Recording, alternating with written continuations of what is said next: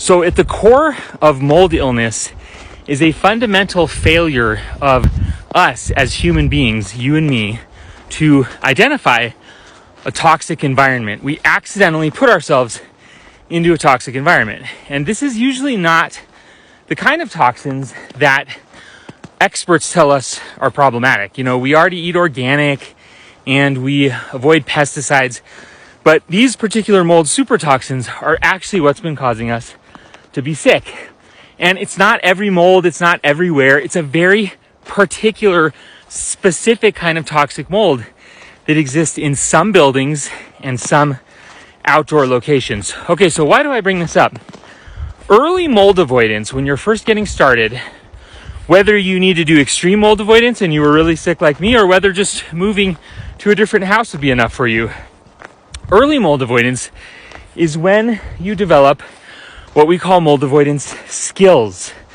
Basically, I've talked a lot about mold avoidance skills, but if I had to sum it up in one sentence just to make it easy, I would say mold avoidance skills is the ability to tell with your own senses when you are being exposed to the problematic toxins and differentiate that experience from when you are being exposed to annoying nuisance toxins that aren't the main problem. Now, why is this important?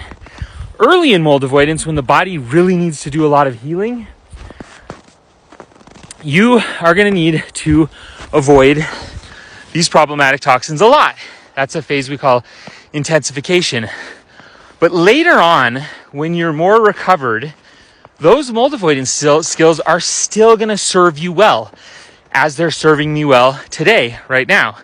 What do I mean? Well, when you're a lot better and you're not needing to do as much extreme mold avoidance, you will have remembered and burned that feeling into your head of what it feels like to be clear of those problematic toxins, or at least clear enough to stay on the power curve. And eventually, when you get better and you are able to do some mold exposure, you're going to want to spend some shorter periods of time, maybe a day, maybe a week, maybe a hike like I'm doing now, getting clear of those problematic toxins to allow your body to stay above the threshold of getting sick again.